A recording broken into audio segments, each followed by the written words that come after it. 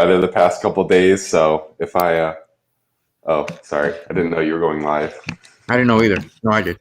Uh, That's fine. Hey, everybody, welcome here to the Sports Talk Network channel. And, all right, had a little pre-show meeting there. It's all good. And hope that everybody's doing well. Welcome here to the Sports Talk Network. As I said, welcome here to this podcast, Talking Packers with Steve, as we talk about all 32 each and every week. Going over last week and heading into the next week, you know how the song and dance goes. As those that do watch on a weekly basis, and I do thank a couple of you that do that for sure that I know of. Excuse me. But as of now, we are heading into week number 15. So let's talk about or go over through the week that was week number 14. Excuse me. Chicago Bears over the Dallas Cowboys, 31-24. The Bears getting a much-needed victory there. Dallas getting a not much-needed loss. The Buccaneers defeating the Colts. Buccaneers, these last couple of weeks have been hot and cold. And this time they were beating the Colts 38-35. And now Adam Vinatieri, the best kicker in all the land in regards to the NFL in history, now on the IR, just simply because of his inabilities to do his job because he's Adam Vinatieri. They put him on IR.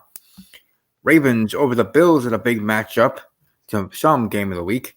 Ravens 24, Bills 17. The Vikings going to win over the Lions 20-7 to keep pace with the Green Bay Packers for the NFC North. And speaking of the Packers, actually had to play here against Washington, 20-15 final.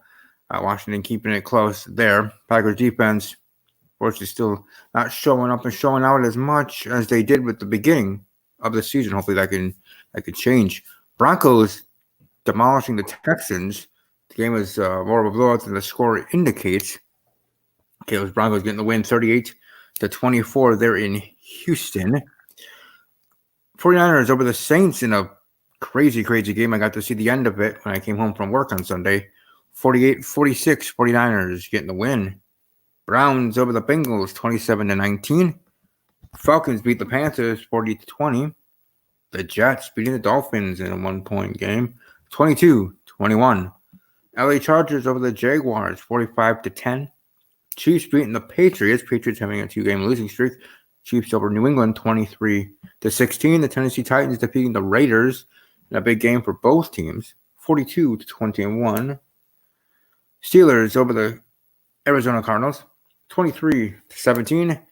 The Los Angeles Rams 28, Seahawks 12 in that matchup there. And of course, when we had the Eagles coming back, surviving, defeating the New York Football Giants, Eli Manning, and his return there. Sorry, just reading something. Anyways, moving right along, or even before we move right along, let's talk about our teams in regards to the week that was, week 14. And we'll, of course, start with your Dallas Cowboys, a team trying to win a division where it almost seems like both your Dallas Cowboys and Philadelphia Eagles are trying to give it to each other by losing games or many games and here in this battle for the division. But what are your thoughts coming out of the game against Chicago? Dallas defense is so bad. I'm mad at myself for not realizing this like a month ago when they were really starting to struggle and Van Der Esch was hurt. The defense is so bad. It's the problem. They're like not generating any turnovers, which it's normal for Dallas to not generate turnovers. They haven't been generating turnovers like even since Romo was playing, but this year they're like a bottom 5 team, and that's really doing them in because they're not winning the turnover battle, and the turnover battle is like the most predictive fact, like single statistical factor outside of like the final score of the game. Like if you win the turnover battle, you win the game like over 3/4 of the time, and Dallas just isn't doing that. So it's really killing them. The defense stinks. The final score looks better than it was because Dallas scored they scored 17 points in the fourth quarter when they're already down like 20-something points. I know they had the ball back at like with 2 seconds left and they could Hail Mary it in, but they were even lucky to be in that position. It's just so bad. Like for the first time all season, honestly, now is the time when I'm really concerned Hmm. because the Bears were supposed to be the bounce back game after the Bills were supposed to be the bounce back game. So this is like the first time all season when I'm like, ah, crap, Dallas could really, really miss the playoffs here. There's like a legit shot. Um, yeah, it's really bad in Dallas. I had to mute some of the Cowboys Twitter people that I follow Oh just yeah, for my own sanity because they were like it was all on Thursday night. Like I just did it Thursday night during the game, like in the right. third quarter. It was so bad. Yeah, they stink. They really, really stink right now. And who knows? They're a small favorite over Philly to get in the playoffs. So, I hope they do. But boy, I'm not confident in it. Yeah, I mean, yeah, obviously you do hope that is the case. Rooting for your boys, for your guys, for your team, the Dallas Cowboys. And I find it surprising on the outside looking in just a little, I guess, a little bit in the sense of how I perceived the Dallas Cowboys heading into this season. Now, I wasn't like most. I wasn't like those TV pundits or just people, let alone Dallas Cowboy fans, that were thinking heading into the season, the Dallas Cowboys have a team to go to the Super Bowl. But I did think and did assume and did predict when I did my opening season predictions, my first episode for this season for the podcast, that they'd be winning the division and winning the division for like 3 games or something or whatever I had them winning the division by and somewhat coasting to the end of the season and potentially I think even had a chance to get a first round bye, but stuff like that. Like I had them doing very well, but I didn't have them winning the Super Bowl. They weren't my prediction for the Super Bowl, but I thought they were going to be good. So my point in saying all that and that stuff is because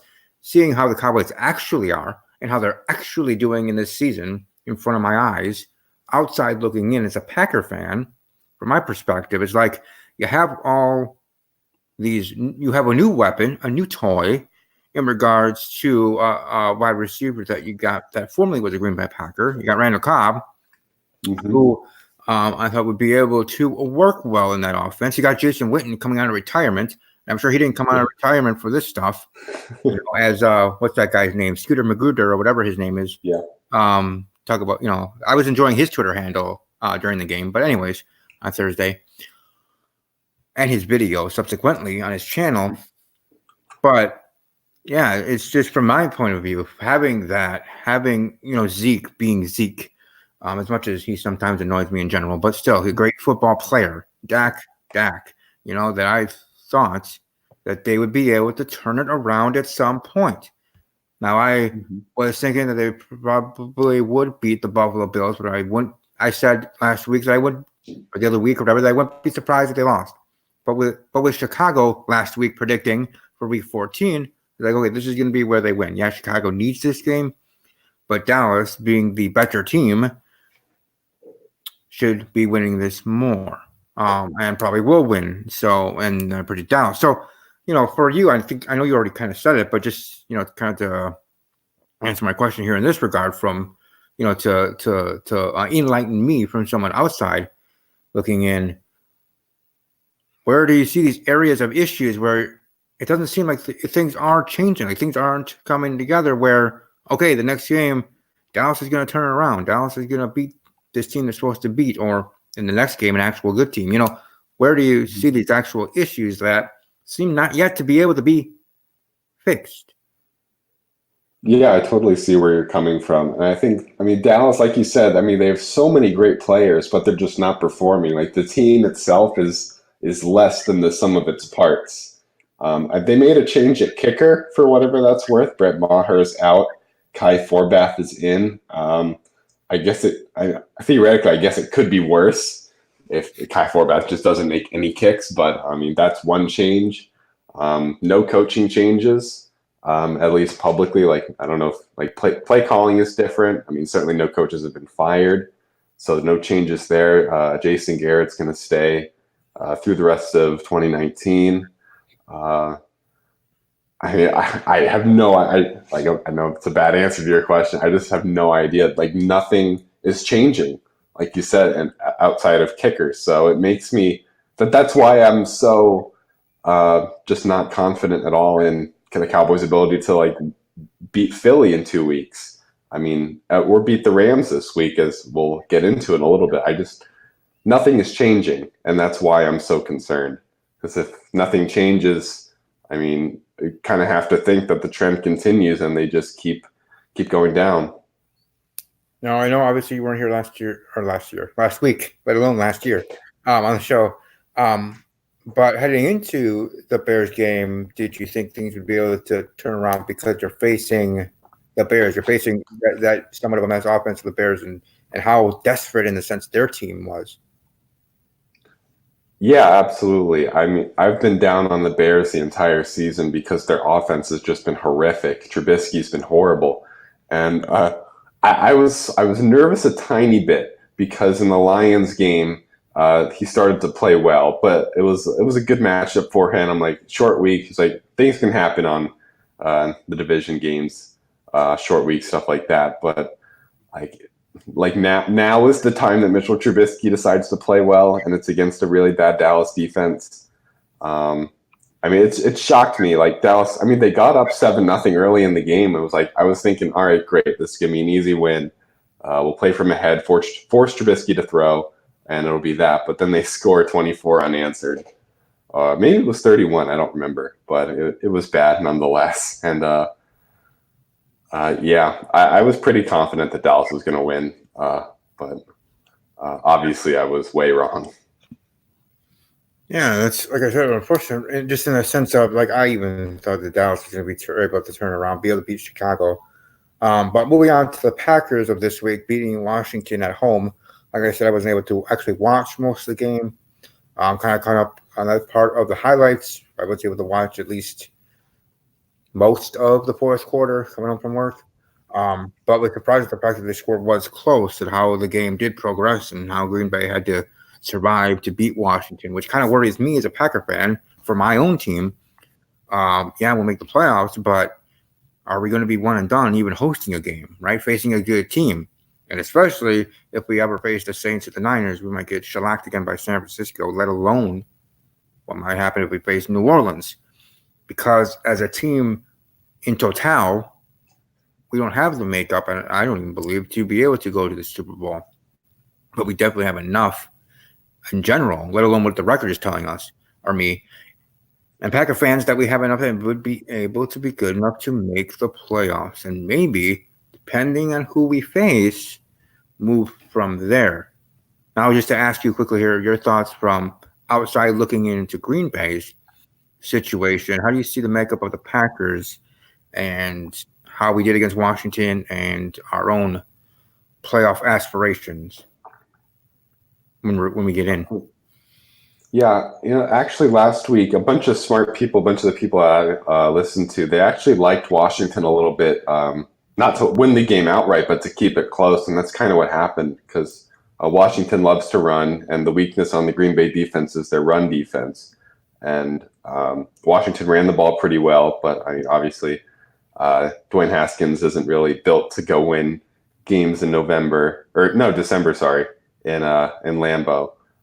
Regarding the Packers in the playoffs, right now 10-3 tied with the Saints. It's really imperative that they get, I mean, obviously it's going to sound kind of dumb, but they really need the second seed.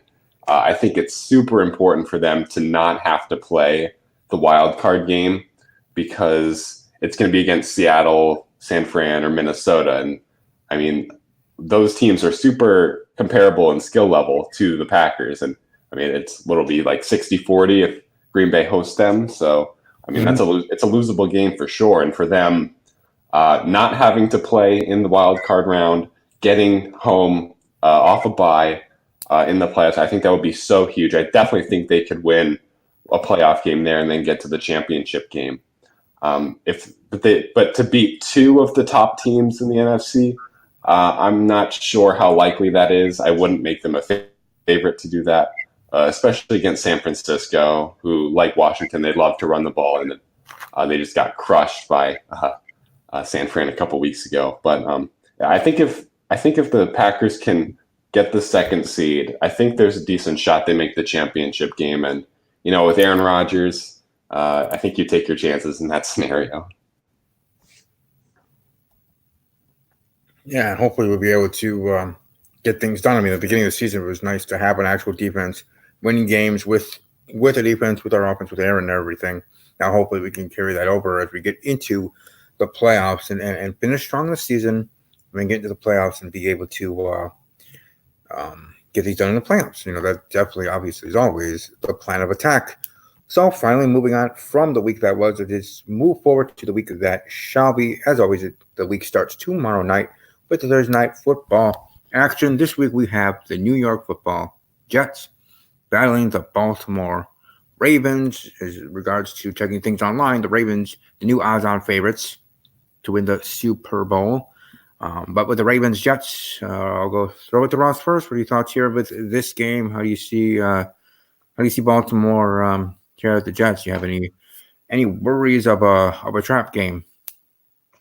The only worry at Baltimore is that I have is Lamar Jackson is limited in practice with a quad injury. I have no idea how serious that is. I don't follow Baltimore all that closely, but if he's going to play against the Jets as massive favorites, he's got to be all right because I think they can win this game even with RG3 starting.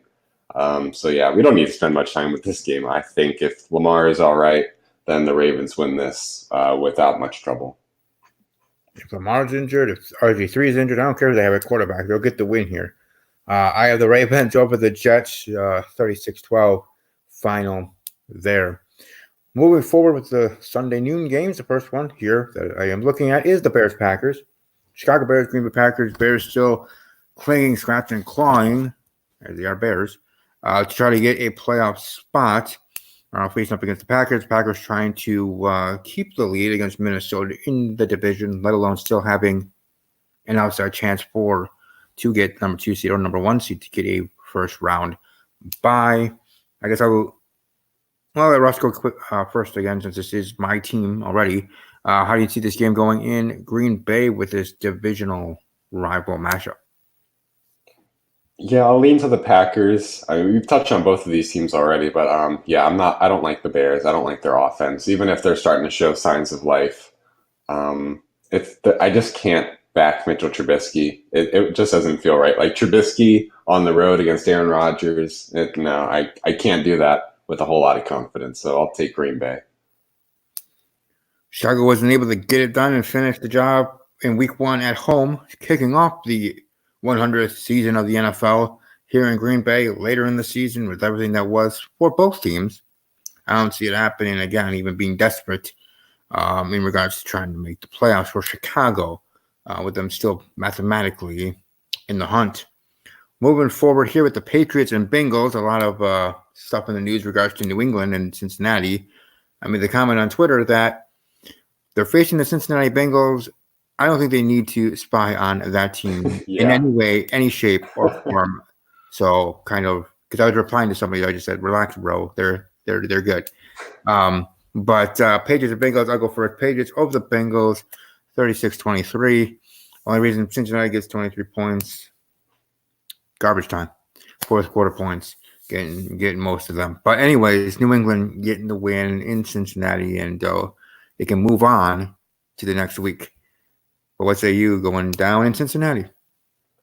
Yeah, I'll take the Patriots just because they're probably the top 3 team in the league. Cincinnati's a bottom 3 team. I don't know if there's more analysis needed than that. Straight into the point. And really, like you said, that's all that's really needed when you're talking about the Bengals.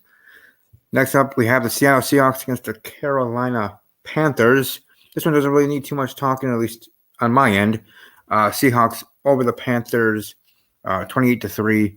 The Seahawks defense getting after Allen. Carolina had a good start off in regards to his future, the future starting quarterback of the Carolina Panthers. But here at the ending of the season, I see that not be the case. They let go of their head coach. He is capiche, adios.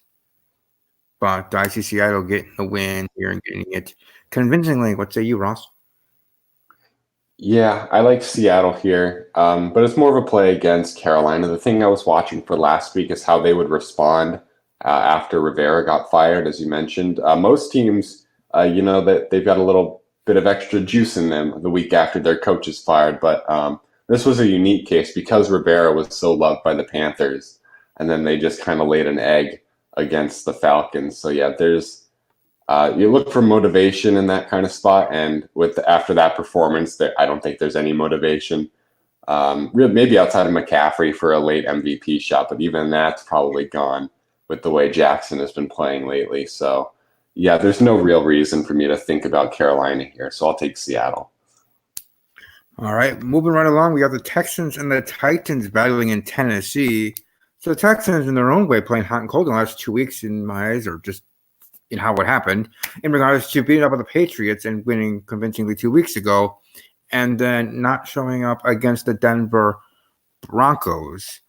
They're in Caleb's team. With the Broncos, I'm trying to remember what's that quarterback's name in Denver? Drew Lock. Drew Lock. Thank you. I know I made a tweet last week or whatever. Drew Lock, or Caleb is Drew Lock's doppelganger. They literally look the same there, because I was going through a GIF and I was going to send to Caleb, and I went, wait, damn, I didn't know Caleb played for the Broncos. Yeah, anyways, but anyways, for the Texans, like, they beat up on the Patriots, and they don't show up against Denver. I don't know if that was a letdown game. They were looking forward, as in not looking forward to, but just looking forward in regards to the next game against the Tennessee Titans, a team that is to deal with, is someone not to mess with in regards to that game. So I don't know what the reasoning is, but the point is Houston will show up. Will the real Houston Texans please stand up? But here, I'm going to go first. I have the Titans beating the Texans in Tennessee there. I got the Titans over the Texans 26-20 as a final, but close game. But the Titans showing that they're here to be, and they're for real. They can be a playoff contender, let alone maybe even an AFC champion contender to go to the Super Bowl. But either way, I got the Titans over the Texans 26-20 there. What say you, Ross? How do you see things happening in Tennessee? Yeah, I'll lean to Tennessee as well, because I think Tennessee's been such an inconsistent team over the past couple of years with Mariota, but with Tannehill, it's just been a fundamental change, and there's so much more consistency. And their offense is so much better with Tannehill under center. Just everything about the offense is clicking now. And talk about the ultimate letdown spot for the Texans, and they just laid out an even bigger egg than Carolina did. They were down by like 30 points entering the fourth quarter or something or maybe it was halftime, something insane to Drew Lock at home. Just craziness. So I don't know how they're going to respond after that. Being on the road certainly doesn't help, so I will take the Titans. And moving right along, we got the Giants and the Dolphins. Eli here with his goodbye tour, in a sense. Here are the final 4 games, which started last week, obviously, in these next 3. I'll let Ross go first here. With that said, with how the Giants actually stay close to the Eagles, then again, that whole division is a mess. But with the Giants and Dolphins, how do you see things going down for New York? I think I might lean to the Dolphins here, because I think we touched on it at pre-show, but like the Giants' offense a couple nights ago, they only scored their touchdowns because of blown coverages by the Eagles. One of their touchdowns was a blown coverage. The other one was just a missed tackle. So the Giants really didn't sustain any offense with Eli under center. And if that's the case, I don't really want to bet on that. I mean, obviously they did nothing in the second half, and that's why they lost the game, because they couldn't score a single point in the second half. But the Dolphins, they're still fighting. They're still trying. I don't think I can name a wide receiver that they have now that Devontae Parker is in concussion protocol, but they might only need to score 13, 17 points to win this game, and Ryan Fitzpatrick can generate offense by himself. So I think I'll lean as of this moment to the Dolphins. See, everybody, whether you're watching live or watching archive, that's why I have him on the show. Great minds think alike. Now, we don't always agree, but this one we do, because I as well going with the Miami Dolphins over the Giants. Somewhat for the same reasons, but more for in regards to the Dolphins and their actual fighting spirit in finishing the season and trying to finish the season strong for themselves as players, as individuals, as men, maybe subconsciously, but still for their coach, as much for themselves as NFL players, pride and stuff like that. And maybe a little bit ego, but more so pride. at the Miami Dolphins. So I'm going with the Dolphins over the Giants. Dolphins over Giants. 23-20. Last second field goal. Dolphins win. Dolphins, in a different way, I would say, showing up and showing out in trying in finishing the season in as much a positive light as they can to try to have a bright future in any light or circumstance. Moving forward, we have the Philadelphia Eagles battling against the Washington team in Washington, in the nation's capital. I'll go first here. I'm going to go with the Eagles over Washington, but a close game. I would be surprised if Washington won. Excuse me. I wouldn't be surprised if Washington won. Philadelphia needs to fix their defense a little bit, but especially cornerbacks. But either way, I'm going with Philadelphia over Washington 27-24. There in Washington. What say you? How do you see the Eagles doing this week? I have no clue. This is such a weird spot for Philly because, I mean, they're so injured at wide receiver on offense because we saw Alshon Jeffrey limp off. I think he's confirmed out. Tackle Lane Johnson, I think he's week to week, and so I doubt he plays on Sunday. Like you mentioned, their cornerbacks are all banged up and just bad in general. Going on the road after playing an overtime game on Monday night when they had to really scramble in the second half, like it would not shock me if Washington just kind of jumps out to a big early lead and controls the game. Philly obviously has tons of motivation to win. They need to win out, and they win the division. This is such a high variance spot. If I could pass a game, this would be it. I'll lean to Philly just because of Carson Wentz and the talent that they at least still have on offense over Washington. But boy, I don't feel confident about this. I could see either team winning this game in a blowout fashion either way. No. So I would not make a wager or a bet with money on this game. So yeah, that's my take on it. Yeah, I wouldn't go to a bookie and bet the line or whatever it is. Yep. Because it can go either way, like you're saying, like with Washington, and sometimes it happens with any game. You know, that's how the NFL is. Whether it's two teams, good teams playing, or a game like this, a team comes out to an early lead, the other team trying to come back, but said team that started off with the early lead, let's just put Washington here, holds on and survives and wins like a 26-23 thing, but had a big lead in the score, not representing how much of a blowout in actual gameplay was than the score saying a 3-point win. But moving forward, we have Caleb's Denver Broncos facing off against the Kansas City Chiefs in Kansas City. And I'm sorry to say, buddy, I don't see your Broncos getting the win here. Then again, I didn't see them winning last week, and they did. So I'm happy to be wrong. But for this one, I'm going with the KC Chiefs to get the win over the Denver Broncos, 32-20. There with the final score, Chiefs. But Ross, what say you? How do you see the Chiefs being able to get things done here this week? Yeah, I like Kansas City. I mean, they're still fighting for a first round bye. I mean, they've got the tiebreaker over New England, so they're very much alive.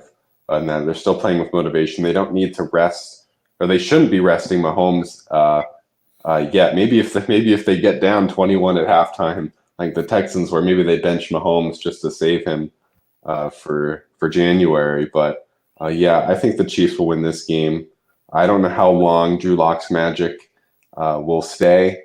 We've seen with these new quarterbacks, like after a few games, they start off really hot, like with Gardner Minshew, started off really well, and then he just kind of, or maybe his performance combined with the NFL getting film on him and figuring him out.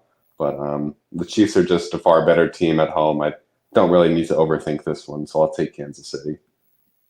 Yeah, and these next two, at least for me, not really need to overthink it. The first one here, the Detroit Lions at home facing off against the Tampa Bay Buccaneers. I'm actually going to go with the Buccaneers getting the win on the road in Detroit.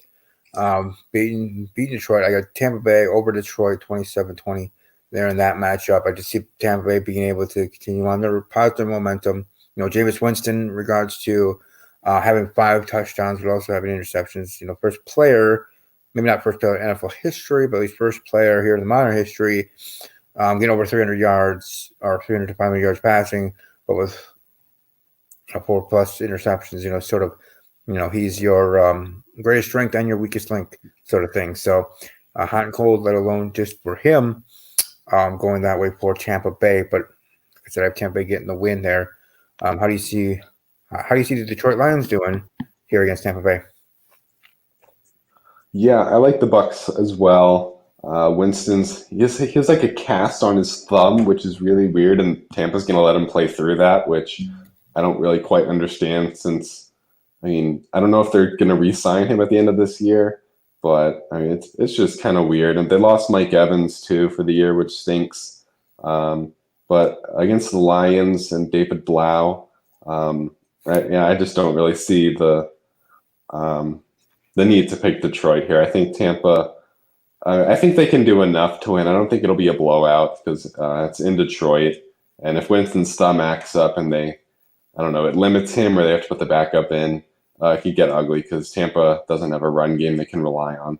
Tampa doesn't have a run game, so I'll lean to Tampa here. The other game that I was speaking of that didn't need much thought or analysis, at least from my end, the Cleveland Browns facing up against the Arizona Cardinals in Arizona. The Browns being in the news for, well, who else? Their quarterback talking when he doesn't need to talk. So, Odell Beckham Jr. in regards to there being rumors that he may already want out of Cleveland and play somewhere else next season. Either way, I don't care. But for the game itself, Ross, how do you see things going in Arizona? You see the Browns being able to crush the Cardinals? Yeah, I've picked the Cardinals in back-to-back weeks in my pick'em pool, and I've gotten losses both times, and one really bad one to the Rams, and then the Steelers. They had a punt return touchdown, which kind of screwed everything up, and I think another long passing touchdown. But I'll lean to Cleveland here just because they're actually somewhat competent, and the Cardinals' defense is completely horrible. And I think their offensive stats might be a bit skewed due to garbage time stuff. I'll take Cleveland. I don't like it, but I can't pick the Cardinals right now. I'm going. I'm going Cleveland as well. Close game. Kind of like a 13-6, 16-9 kind of final. I'll officially say 13-6 is the final, but Cleveland getting the win, but kind of in a mess kind of game. I guess you'd say if you're watching on TV, a boring game, but I still see Cleveland being able to survive and defeating Arizona. Next matchup here, we got the Jacksonville Jaguars against the Oakland Raiders in Oakland. Ross, I'll let you go first here. How do you see this matchup of two teams that I thought were going to be better than they are this season? Yeah, and we've gotten a lot wrong this football season. One of them was the Raiders mid-season. I made a mid-season adjustment saying that I really, really liked them. It started off well. They got a win against the Chargers on Thursday night, but I mean, they've just tanked ever since they got blown out twice in a row, lost by 30 plus in both games. But I don't think that'll be a problem here. I think the Jaguars have just quit on the season. They got just completely dominated by the Chargers at home last week. There's just nothing left for them to play for. Nick Foles is benched. Gardner Minshew's not playing well. At least Oakland's still playing for a wild card, I believe, in the AFC. So at home, I could be wrong. I think this might be the last home game for Oakland in the Coliseum, either their last or second to last. And so we saw that last year. Last year on Monday Night Football, it was against the Broncos when the Raiders were like really bad, and they beat the Broncos, and it was like a huge motivation, rah type of thing. So if that's the case, I'll definitely take Oakland. And even if it wasn't, I still feel pretty good about Oakland just because of how bad Jacksonville is right now. Yeah, and I just checked. It is their final home game. So I have the Raiders getting the win here over the Jacksonville Jaguars, and I agree. I agree with you 100% in regards to the Jaguars. It seems like they kind of give it up for the season and let's just get to the end and then go home and enjoy Florida, sort of thing. But I'm going with the Raiders over the Jaguars. Raiders over Jaguars, 28-16, Raiders Jaguars there.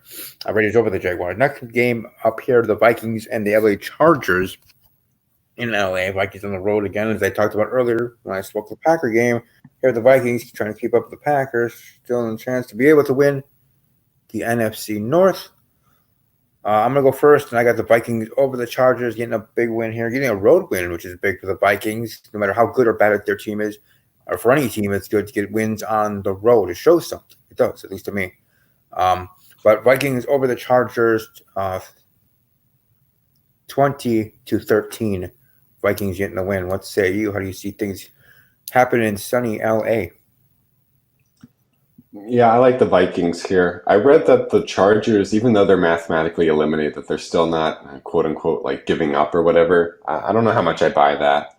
Um, I mean, Philip Rivers is so old. I wonder if Tyrod Taylor makes an appearance in relief of Philip Rivers. I'm just curious to see if that actually happens this season. I have no idea. I don't know if it happened this week, week 17, whenever. But yeah, the Vikings, they're still mathematically alive for a first round bye, which is quite amazing. But yeah, they're still playing for the division, the wild card. They're jockeying for positioning in the playoffs, so they've got all the motivation in the world. Yeah, I don't really see how they can lose this game. So yeah, I'll take the Vikings. And before we move on, I just want to say, which I probably might be saying the next 2 weeks or whatever, even especially week 17, but with Philip Rivers, he's like Dan Marino, a great quarterback, but never to win the Super Bowl. But unlike Dan Marino, Philip's never been to a Super Bowl. So it's unfortunate because he's a great quarterback, but he'll never really be in the conversation of best ever as a quarterback because he's never played in nor won, of course, a Super Bowl. So I just wanted to share that here before we move on to a big game for the Cowboys here.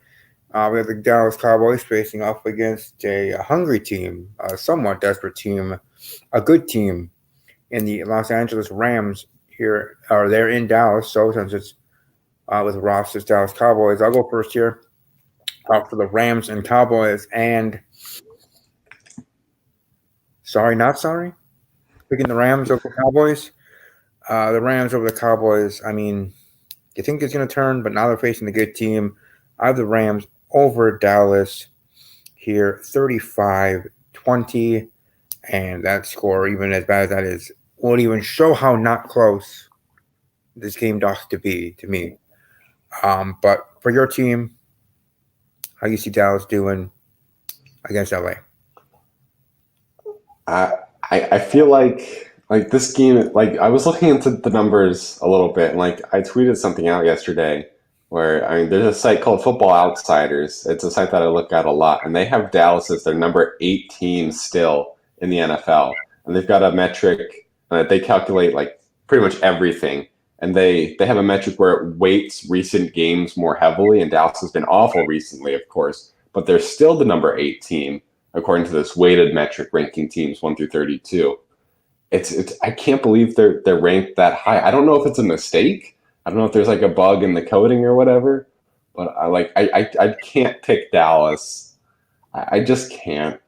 They're not good. Even at home against the Rams, I don't know what to do with the Rams either because they were so bad for like a month, and then they played the Cardinals and scored like 38 points against them. And then they had a good win at home against Seattle a couple nights ago. So I just don't know what to make of either of these teams. But I feel more confident that the Cowboys are bad than the Rams are good, if that makes any sense. Even at home, the Vegas line has the Rams as a road favorite here. So I can't pick Dallas. It wouldn't shock me if they won at all. It wouldn't.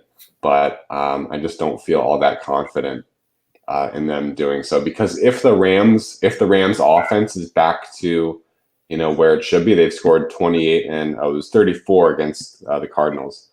Like I don't know if Dallas can score 28 points of offense like without it being garbage time stuff.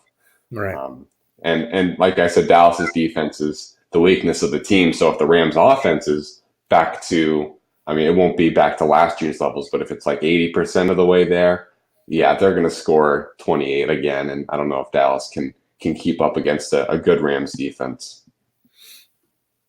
Yeah, and something I think was brought up in the pre-show in regards to the Cowboys and kind of how I saw the outside looking in and how I thought this team should be able to, or maybe we did talk about it during, but just a team that should be able to not be able to do it. And here against the Rams, I don't think they will be able to, but they'll be able to keep up with the team. It's somewhat unfortunate with the offensive star power you guys have on the roster not being able to do so. But we'll see. And of course, it'd be a positive thing for you if they did win. But just in regards to predicting, I don't see that happening. Moving forward, we have the Falcons facing off the 49ers. This game I do not see close. 49ers all the way after getting that big victory against the Saints. They went through that buzzsaw of 3 games with the Packers, Ravens, and Saints, destroyed Green Bay, barely lost to the Ravens, and survived, but won and earned it against the Saints. But here with the Falcons, it's kind of almost like a kind of a relaxing game, and yet not. By the 49ers over the Falcons, 42-20 here, the final score. But let's say how do you see the 49ers doing here after that gauntlet of games that they just finished up? Yeah, I like the 49ers here. The Falcons, I don't know if they're playing for anything now. I mean, they're obviously out of playoff contention, and their big weakness on offense is their pass protection. We saw that very clearly on Thanksgiving when, it was like the Saints had like 8 sacks or something ridiculous like that, and we know how ferocious San Francisco's pass rushers are, and so if Matt Ryan is having to run for his life, or as fast as he can run, I suppose. He's not the most mobile guy ever. But, without Calvin Ridley, he's done for the year. I just don't see how the Falcons can keep up. So I'll take the Niners. And moving forward with a game that was flexed a couple weeks ago because, 2 weeks notice for, TV crew and other things. And for the franchises, of course, we got the Buffalo Bills and the Pittsburgh Steelers on Sunday Night Football on NBC. I'll let Ross go first. Steelers, the team surprisingly good after Roethlisberger going out for the year, and the Bills just doing well and being Bills, circling the wagon very well. So, how do you see things going down in Pittsburgh? Yeah, this is going to be kind of a boring game to watch unless you really like defense, because these are 2 of the top 5 best defensive teams in the league. And, offenses with quarterbacks that, struggle to throw the ball. You got Duck Hodges. That's such a great nickname. I love it. It's new. It's new and creative. And like you see like duck costumes in the stands in Pittsburgh. It was so cool to see that. But I think I'll lean slightly to the Bills just because I think their offense is a bit more of an explosive quality to it, and then that they can generate a quick 50-yard touchdown pass. And quick offense like that, when points may be at a premium, that could be important. So I'll lean to the Bills, although it's not a strong pick. Yeah, I'm going to lean toward the Bills as well. Kind of a stronger pick than yours, just in regards to Buffalo, and I think their offense is somewhat more reliable than Pittsburgh's. Again, not just because of the names of the quarterbacks, but just in regards to the play. And some of the defenses that they'll each be facing. So in my mind's eye, I see it. I'll be at close, but a little bit less close than you see it. But I got the Bills over the Steelers getting a win, 28-14, there for a final score. Now we head into the final game of this week, the Monday Night Football game on ESPN. We got the Colts and the Saints, a game of the week candidate. Ross, let you go first. How do you see things going down with these 2 could be playoff teams in their own divisions? Well, certainly the Saints, but playoff teams from their divisions in this matchup on Monday night. Yeah, we got a nice Super Bowl rematch from the first one of the decade, I believe, 2010. Good Super Bowl. I enjoyed this one, but same result, I think. I think the Saints are going to win this one.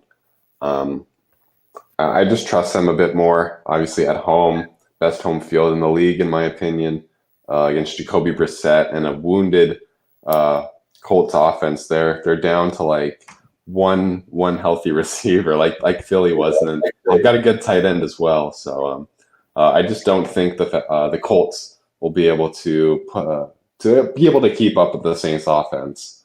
So I'll take New Orleans. Yeah. I'm gonna go with the Saints over the Colts. I kind of see it as a kind of a blowout for the Saints to get the win. The Saints over the Colts, like 35-16 or something like that. Getting a big win over Indianapolis. I mean, just with the Saints defense, kind of how they showed up and showed out in regards to their game against San Francisco, because they are both good teams and you expect it to be close. But even in regards to the high scoring octane offense both teams had, New Orleans defense still came to play. So here in this matchup against Indianapolis and their offense, I think they'd be able to maybe get a couple pick sixes or something like that and blow this game out. So I have a big win for the Saints. So I can do it here for this Week 15 prediction and review. But before we go, and even before we have our last words, I'll throw it to Ross first. What game do you pick for game of the week? Yeah, this week is really tricky because there's no one marquee matchup. I mean, maybe it's Dallas and the Rams, but obviously I can't pick that one per your rules. So I think if I could split my vote, I'd go half for the Colts and Saints just because I love watching Drew Brees and games in the Dome are so cool. And then I'd split it to the other game I'll have my eye on is Eagles Redskins. I'll be able to watch that game since it'll be on locally here. I'll be rooting my heart out against the Eagles because I don't root for the Redskins. I root against teams, not rooting for teams. But that's the game I'll have my eye on for obvious reasons. Hope the Redskins can help Dallas out a little bit because I don't know if Dallas is going to be able to hold up their end of the bargain. So yeah, those two are going to be the games I'll have my eye on this week. They might even just have to limp into the playoffs because they'll definitely couldn't win a game down the stretch. But even if they can't win. So, and again, they face each other, like you said. But anyways, moving with my picks forward here, my game of the week is of your team. We got the Rams and the Cowboys here for this week, and that's the game of the week I have here for. And I have the Rams getting the win, obviously, my prediction earlier, getting a big win, scoring-wise, let alone big win for their franchise. But this is, for me, the game of the week with the Dallas Cowboys facing off against the LA Rams. I'd like to thank everybody that watched live and those being watching archive. Welcome to leave your thoughts if you have any in the comment section below. Your predictions as well. I'd love to read those and see those. If you do wish to share that, don't be shy. But before we go, as we always do, last words or promotions or anything else you'd like to say before we bid adieu, Ross. I think that's about it. Go Cowboys! But that's if you want to hear more from me, I guess you can follow me on Twitter. It's just my name @Ross Schinberg. I don't know. I haven't been tweeting negative stuff about the Cowboys lately. I've just been retweeting it. So you won't get that from me, but maybe I'll retweet something that might make you laugh. So especially if Dallas loses, then it'll just be a bloodbath. And if Philly wins and Dallas loses, oh boy, it's gonna be a mess Monday on the talk shows. So that'll be for sure. If that happens, or if anything in regards to Dallas losing, I'll be like army crawling to my phone to see tweets from people, celebrities, from you, and other Cowboy fans in regards to that, let alone maybe even Rams fans. But the point is, sort of interesting, especially from one old Stephen A. Smith, help out them Cowboys. So, last words for me, of course, as always, for the podcast, you can find it on Twitter @talking_Packers. You can find my personal handle @army_strong_06. You can find me on the gram, on Instagram @StephenK_06. Or you can snap me at Snapchat @StevieK_06. See, I know the lingo. Anyways, moving forward, also, I would like to promote, as I always do, because it's my passion, it's my love. I even tweeted out during the finale, kind of like it's like I'm married to it, because I think about it all the time, and I love it, and I enjoy it, and that's Whodunit Games. The next one coming up will be Whodunit Double Vision Season 2. As you can see there on your screen, you can follow it on Twitter @WhodunitDB. That will be starting late January or February, I do believe, run by our pal, our amigo Gavin. So that game will be coming up next. In the Whodunit craze. Like the whole year of 2020 is filled up with Whodunit games. from January to December, whether like I said, starting late January or finishing early December, games going throughout the year, and that's what I like. I love it. I know others like breaks, but for me, I'm a hootenaholic.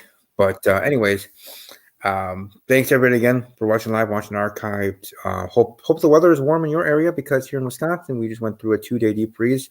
Today I woke up with wind chills of -35, so that was nice. But hope everybody's staying safe here locally and otherwise. Keep it warm.